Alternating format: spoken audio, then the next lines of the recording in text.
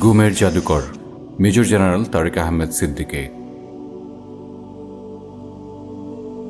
কিছু পূর্ব আলোচনা। Fascist regime এবং রেজিমের কর্ণধার mother of all devil Sheikh Hasina বিভিন্ন উপায়ে তার অবৈধ শাসন কাঠামো টিকিয়ে রাখতে সক্ষম হয়েছিল। এর মধ্যে অন্যতম একটি পদ্ধতি ছিল ত্রাসের ব্যবহার বা ইউজ অফ টেরর। মূল আলোচনায় যাওয়ার আগে আমরা একদম মৌলিক কিছু আলোচনা জেনে নেব। বিগত রেজিমের খুব প্রিয় একটি শব্দ ছিল উগ্রবাদ বা জঙ্গিবাদ, যার আবিধানিক ইংরেজি হচ্ছে টেরোরিজম। এই টেরোরিজমের ক্লাসিক্যাল বা টেক্সট বুক ডেফিনিশন হচ্ছে terrorism, the calculated use of violence to create a general climate of fear in a population and thereby to bring about a particular political objective. Terrorism has been practiced by political organizations with both rightist and leftist objectives, by nationalistics and religious groups, by revolutionaries, and even by the state institutions such as armies, intelligence service, and police. টেরোরিজমের সংজ্ঞার সাথে একটি বিষয় জড়িত আছে, আর তা হচ্ছে political objective বা রাজনৈতিক লক্ষ্য, উদ্দেশ্য বা স্বার্থ। আমরা এই সংজ্ঞাটা এই জন্য দেখানো জরুরি মনে করেছি কারণ হাসিনা সরকার ত্রাসের ব্যবহারকে একটি গ্রহণযোগ্য মডেল হিসেবেই ব্যবহার করত। কারণ তাদের প্রয়োজন ছিল নোংরা অবৈধ রাজনৈতিক স্বার্থ রক্ষা করা। রাজনৈতিক স্বার্থ উদ্ধারের অন্যতম একটি টুল হচ্ছে টেরোরিজম বা সন্ত্রাসবাদ।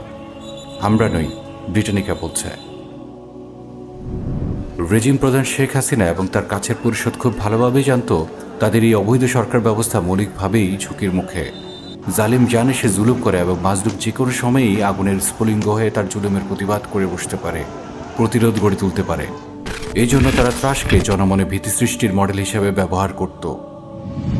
বিগত আওয়ামী সরকার তাদের ত্রাসের মডেল বাস্তবায়নের জন্য কিছু জঘন্য পন্থা তাদের কর্মপদ্ধতি হিসেবে গ্রহণ করেছিল, যার মধ্যে উল্লেখযোগ্য হচ্ছে গুম। গুম ছিল তাদের এমন এক ত্রাসের জাদু যা দিয়ে ফ্যাসিস্ট রেজিমের জাদুকররা মানুষ হাওয়া করে দিত। এই গুমের মডেল বা ত্রাসের মডেলের জননী ছিল শেখ হাসিনা। তবে এইসব নোংরা কাজে সে তার ডার্টি হ্যান্ডস ব্যবহার করত। এদের মধ্যে সবার আগে আমরা যাকে রেখেছি সেই কুখ্যাত হচ্ছে major general Tareq Ahmed Siddiqui, director general of forces intelligence, DGFI. সম্পর্কের দিক থেকে তারেক আহমেদ সিদ্দিকী শেখ হাসিনার বিআই। তারেক সিদ্দিকীর বড় ভাই শফিক সিদ্দিক শেখ হাসিনার ছোট বোন শেখ রেহানাকে বিয়ে করে। কুমিল্লা জেলার ব্রাহ্মণপাড়া উপজেলার শশীদল ইউনিয়নের নারায়ণপুর গ্রামে তাদের আদি নিবাস। মূলত শেখ রেহানার দেবর হওয়ার যে অভূতপূর্ব বিষয়টি, সেটি ছিল তার power house. Major general Tareq Ahmed Siddiqui 2001 সালের 17 নভেম্বর থেকে 2002 সালের 17 মার্চ পর্যন্ত বাংলাদেশ সেনাবাহিনীর সামরিক প্রকৌশলী সেবার প্রধান প্রকৌশলী ছিল। সে ছিল মিরপুরে অবস্থিত defence services command and staff কলেজের জ্যেষ্ঠ প্রশিক্ষক। শেখ হাসিনা বিরোধী দলীয় নেতা থাকা অবস্থায় সে তার ব্যক্তিগত নিরাপত্তা প্রধান ছিল এবং 2004 সালে শেখ হাসিনাকে কথিত হত্যার উদ্দেশ্যে করা সাজানো গ্রেনেড হামলার সময়ে সে উপস্থিত ছিল। 2014 সালে আওয়ামী লীগ সরকার গঠন করার পর সে প্রধানমন্ত্রীর নিরাপত্তা উপদেষ্টা হিসাবে নিয়োগ পায় এবং 11 জানুয়ারি 2024 সালে উপদেষ্টা পদের নিয়োগ অবসান হয়। তারেক আহমেদ সিদ্দিককে একই দিনে পুনরায় মন্ত্রী পদমর্যাদার উপদেষ্টা পদে নিয়োগ দেওয়া হয়। আওয়ামী স্বৈরাচারের শাসন আমলে বাংলাদেশে সংঘটিত সকল গুম এবং বিচার বহির্ভূত হত্যার মূল জাদুকর হল হাসিনার এই নিরাপত্তা উপদেষ্টা মেজর জেনারেল অবসরপ্রাপ্ত Tareq Ahmed Siddique. Cross border killing তো আসলে এটা কিন্তু এটা কোনো পরিকল্পিত কিছু না, এটা ইমপ্রম্পটু, এটা দুই পক্ষেরই দোষ থাকে, আমাদেরও দোষ, ওই বর্ডারের ওই পাশে ওদেরও দোষ। তাই এটা কোনো মানে না, মানে এটা বলা যায় যে কিলিং বলতে যেটা আমাদের কিলিং না, কিন্তু এটা ইনসিডেন্ট বলতে পারেন।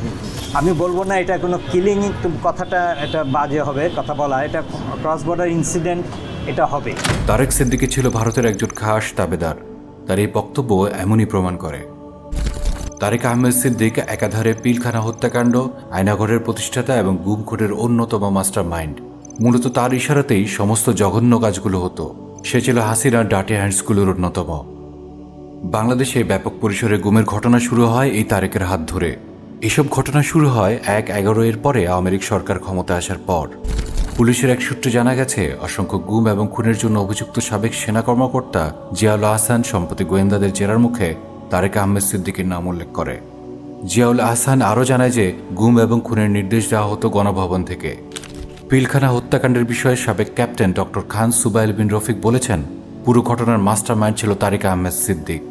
পিলখানা হত্যাকাণ্ডের সঠিক রিপোর্ট দেওয়া হলে সাবেক প্রধানমন্ত্রী শেখ হাসিনা রিপোর্টটি ছুঁড়ে ফেলে বলেন, কি আবোল তাবোল রিপোর্ট! যেভাবে ইনস্ট্রাকশন দেওয়া হয়েছে সেভাবে কাজ করতে হবে। এরপর আবারও প্রধানমন্ত্রী ডাকেন বিডিআর বিদ্রোহের তদন্তের সমন্বয়কারী ক্যাপ্টেন অবসরপ্রাপ্ত ডক্টর খান সুবাইল বিন রফিককে। সেদিনও রিপোর্ট পরিবর্তন না করে একই রিপোর্ট দেন তিনি। রিপোর্ট দেওয়ার পর জিজ্ঞাসা করা হয়, হাউ ডেয়ার ইউ আর? জবাবে তিনি বলেছিলেন, আমার ভাইয়ের রক্তের সঙ্গে বেইমানি করতে পারবো না। এরপর রফিককে পিলখানা থেকে তুলে নেওয়া হয়, 361 দিন ডিজিএফআইতে রাখা হয়। সেখান থেকেই আয়নাঘরের শুরু। 5 বছর অন্তরীণ থাকার পর ছাড়া পেলেও আর দেশে থাকতে পারেননি। গত 24 আগস্ট বেসরকারি টেলিভিশনের একটি অনুষ্ঠানে মালয়েশিয়া থেকে যোগ দিয়ে এসব কথা বলেন ক্যাপ্টেন অবসরপ্রাপ্ত ডক্টর খান সুবাইল বিন রফিক। এ সময় তিনি বলেন, আজিজ মইনুল, আকবর, জিয়াউল আহসান, এদের সবার হাত সে সময়ের রক্তে রঞ্জিত। আর পুরো ঘটনার মাস্টার মাইন্ড ছিলেন তারিক আহমেদ সিদ্দিক। নারায়ণগঞ্জে 7 খুন, রাতের আধারে হেফাজতের নেতাকর্মীদের নির্বিচারে হত্যা, কোটা সংস্কার আন্দোলনকে কেন্দ্র করে ছাত্র জনতাকে হত্যা সহ সকল খুন এবং গুমের বিষয়ে জানতেন সাবেক প্রধানমন্ত্রীর সাবেক প্রতিরক্ষা এবং নিরাপত্তা উপদেষ্টা অবসরপ্রাপ্ত মেজর জেনারেল তারেক আহমেদ সিদ্দিক।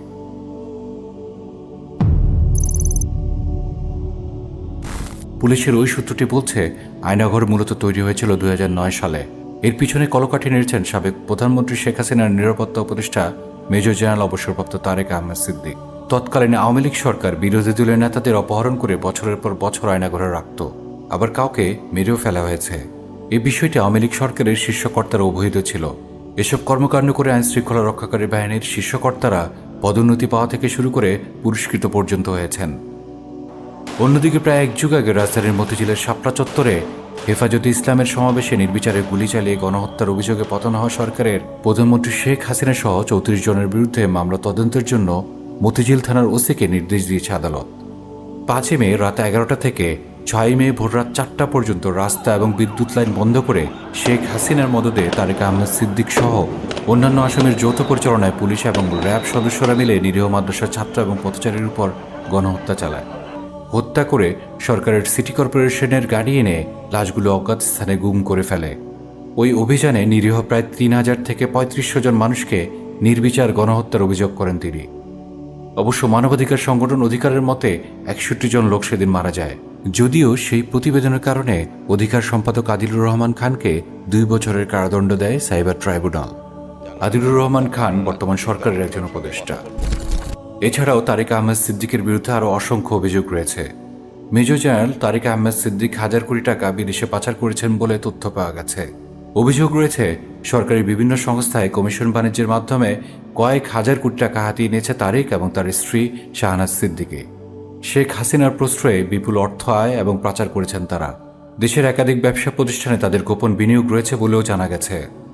দীর্ঘদিন ধরে নাগরিকদের ফোন এবং সামাজিক যোগাযোগ মাধ্যমে অনৈতিকভাবে আড়িপাতার কাজ করে আসছিল বিতর্কিত প্রতিষ্ঠান national telecommunication monitoring centre NTMC. এই কাজে প্রতিষ্ঠানটিকে কারিগরি সহায়তা এবং অবৈধ যন্ত্রাংশ সরবরাহ করে বিশ্বব্যাংকের কালো তালিকাভুক্ত ও আন্তর্জাতিক নিষেধাজ্ঞায় থাকা প্রযুক্তি প্রতিষ্ঠান টাইগার আইটি। মূলত শাহনাজ সিদ্দিকের হাত ধরে এনটিএমসিতে যুক্ত হয় টাইগার আইটি। এছাড়া বাংলাদেশ সড়ক পরিবহন কর্তৃপক্ষের প্রকল্প বাস্তবায়ন করেছে বিতর্কিত প্রতিষ্ঠানটি। অনুসন্ধানে জানা যায়, নাগরিকদের ব্যক্তিগত তথ্যপত্র ফাঁসে এনটিএমসির শীর্ষস্থানীয় কর্মকর্তা মেজর জিয়াউল আহসানের সহযোগী ছিলেন টাইগার আইটির চেয়ারম্যান জিয়াউর রহমান। সরকার পরিবর্তনের পর এনটিএমসির শীর্ষ কর্মকর্তা আইনের আওতায় এলেও ধরাছোঁয়ার বাইরে রয়েছেন বিতর্কিত উদ্যোগের কোর টেকনিক্যাল সেবা দেওয়া টাইগার আইটির চেয়ারম্যান জিয়াউর রহমান। অনুসন্ধানে জানা গেছে, তারেক আহমেদ সিদ্দিক প্রধানমন্ত্রীর নিরাপত্তা উপদেষ্টা থাকলেও প্রভাব বেশি ছিল তার স্ত্রী শাহনাজের। বঙ্গবন্ধু কন্যা শেখ রেহানার জা হিসেবে বড় প্রভাব রাখতেন তিনি। মূলত বিভিন্ন প্রতিষ্ঠানের সরকারি কাজ বন্টন হতো তার বাড়িধারার 122-এর 2 নম্বর বাড়ি থেকে। আওয়ামী লীগের ডিজিটাল বাংলাদেশ গড়ার স্লোগানের সুবিধাভোগী ছিল এই পরিবারটি। বিভিন্ন প্রতিষ্ঠানের প্রযুক্তিগত উন্নয়নে কোনো টেন্ডার হলেই তা পছন্দের প্রতিষ্ঠানকে দিতেন তারেক সিদ্দিক ও তার স্ত্রী শাহনাজ সিদ্দিকে। এই জন্য বিভিন্ন প্রতিষ্ঠান থেকে পেতেন মোটা অঙ্কের কমিশন কিংবা ক্ষেত্রবিশেষে মালিকানা।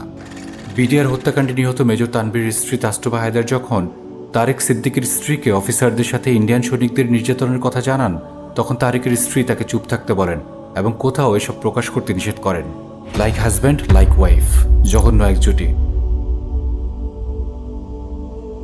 মেজর জেনারেল তারেক সিদ্দিকী তাদের সাজানো এটা ঘটনা ছিল, পরিকল্পিত একটা হত্যাকাণ্ড ছিল, বিডিআর বিদ্রোহ, কিন্তু এটা পিলখানা হত্যাকাণ্ড। আমার রুমে 3 জন হিন্দিভাষী লোক প্রবেশ করে, 9 থেকে 12 জন লোক আমার রুমে প্রবেশ করেছিল, আমাকে রুম থেকে বের করে নিয়ে গিয়েছিল। বের করে নেওয়ার পর আমি খেয়াল করেছি 3 জন লোক হিন্দি ভাষায় কথা বলছিল। আমার কোল থেকে আমার বাচ্চাদের কেড়ে নেয়, কেড়ে নেওয়ার পর তাদের ড্রেস খুলে চেক করে তারা ছেলে নাকি মেয়ে। তারা তখন 2.5 বছর আর 9.5 মাস বয়সী ছিল। চেক করে তাদেরকে বলে যে পাকিস্তানি বাচ্চা একটাকেও বাঁচিয়ে রাখবো না। এই কথাগুলো কার সাজানো, কার কথা? এগুলা কি অন্য দেশ থেকে বলা না? যারা হিন্দি কথা বলছিল তারা কারা বলছিল? এই কথাগুলো আমি 3 মার্চ 2009 সালে তারেক সিদ্দিকীর মিসেস শাহিন সিদ্দিকীকে বলেছিলাম। ওনাকে বলার পর উনি তখন আমাকে বলেছে এই কথা কোনোভাবে কোনো মিডিয়া কোনো জায়গায় বলা যাবে না। অনুসন্ধানে আরও জানা যায় তুষ্কা গ্রুপ নামের একটি শিল্পগোষ্ঠীতে বিনিয়োগ রয়েছে তারেক দম্পতির। তাদের ইশারায় ওই প্রতিষ্ঠানের একজন পরিচালককে 2020 সালে একটি বেসরকারি ব্যাংকের স্বতন্ত্র পরিচালক পদে নিয়োগ দেওয়া হয়। পাশাপাশি তুষ্কা গ্রুপের আরেক পরিচালককে ব্রাহ্মণবাড়িয়া 5 আসনের আওয়ামী লীগ সমর্থিত সংসদ সদস্য বানানো হয়। এই ব্যবসায়িক গ্রুপের মাধ্যমে বিদেশে 1000 কোটি টাকা পাচার করেছে তারেক দম্পতি। এই সময় তারা কানাডা এবং যুক্তরাষ্ট্রে তাদের নিজেদের সেকেন্ড হোমে এই টাকা পাচার করেছেন। অপর একটি অনুসন্ধানে দেখা যায় 2011 সালের শেষ দিকে সালমান এফ রহমান ও তারেক সিদ্দিক সপরিবারে ক্যারিবীয় দ্বীপপুঞ্জের রাষ্ট্র সেন্ট কিটস অ্যান্ড নেভিসের নাগরিকত্ব পাওয়ার চেষ্টা করেন। দ্বৈত নাগরিকত্ব পাওয়ার অনেকগুলো শর্তের মধ্যে অন্যতম হল দেশটিতে বিনিয়োগ করা। তারাও বিনিয়োগের মাধ্যমেই নাগরিকত্ব, সিটিজেনশিপ বা ইনভেস্টমেন্ট পাওয়ার চেষ্টা চালান। দ্বৈত নাগরিকের আবেদন নিয়ে কাজ করা বৈশ্বিক পরামর্শ সংস্থা হেনলি অ্যান্ড পার্টনার্সের মাধ্যমে নাগরিকত্ব পাওয়ার প্রক্রিয়া শুরু করেন তারা। সালমান এফ রহমান সংস্থাটির জুরি কার্যালয় এবং তারেক সিদ্দিকী সংস্থাটির দুবাই শাখার মাধ্যমে প্রচেষ্টা চালান। আওয়ামী লীগ সরকারের ভয়ঙ্কর সব কর্মকাণ্ডের মাস্টার মাইন্ড সাবেক প্রধানমন্ত্রী শেখ হাসিনার নিরাপত্তা উপদেষ্টা মেজর জেনারেল অবসরপ্রাপ্ত তারেক আহমেদ সিদ্দিক এখনও পর্যন্ত গ্রেফতার না হওয়ায় জনমনে নানা প্রশ্নের সৃষ্টি হচ্ছে। অভিযোগ উঠেছে একটি প্রভাবশালী মহল তাকে শেল্টার দেওয়ায় এখনই তিনি ধরাছোঁয়ার বাইরে। অথচ পিলখানায় 57 জন সেনা কর্মকর্তাকে নিষ্ঠুরভাবে খুন করা, শাপলা চত্বরে রাতের আধারে হেফাজতের নেতাকর্মী কোমলমতি মাদ্রাসা ছাত্রদের হত্যা এবং ছাত্র জনতার আন্দোলনের সময় শত শত ছাত্রদের হত্যার নৌপথ্য কারিগর ছিল এই তারেক আহমেদ সিদ্দিক। জনমনে আরও হাজারো প্রশ্ন ঘুরপাক খাচ্ছে। এত অপরাধ করার পরেও তারেক সিদ্দিকের মতো বর্বর খুনিরা এখনও কেন কারাগারের বাইরে? তাদেরকে কারা সেফ এক্সিটের ব্যবস্থা করে দিচ্ছে? বর্তমান সরকার কেন এখনও তাদের বিরুদ্ধে কার্যকরী পদক্ষেপ গ্রহণ করছে না? সত্যিকার অর্থে আমরা এখনও প্রকৃত স্বাধীনতা অর্জন করতে পারিনি। প্রিয় দর্শক, আমরা বিগত ফ্যাসিস্ট সরকারের আমলে গুম খুনের সাথে জড়িত চিহ্নিত সন্ত্রাসীদের মুখোশ আপনাদের সামনে উন্মোচন করার যথাসাধ্য চেষ্টা করছি। ইনশাআল্লাহ আগামী ভিডিওতে আমরা আরেক কুখ্যাত গুমের জাদুকরকে আপনাদের সামনে উপস্থিত করব। আগামী পর্বে আপনারা কাকে দেখতে চান জানাতে পারেন কমেন্টে। সাবস্ক্রাইব করে নিন এবং নোটিফিকেশন পাওয়ার জন্য বেল আইকন প্রেস করে নিন। আমাদের চ্যানেলের রিচ কম, এটি আপনারাও লক্ষ্য করেছেন। আপনাদের মতো সবাই যেন আমাদের কাজগুলো আরও বেশি বেশি দেখতে পারেন, এই জন্য গঠনমূলক কমেন্ট করুন এবং বিভিন্ন সোশ্যাল হ্যান্ডেলে শেয়ার করুন।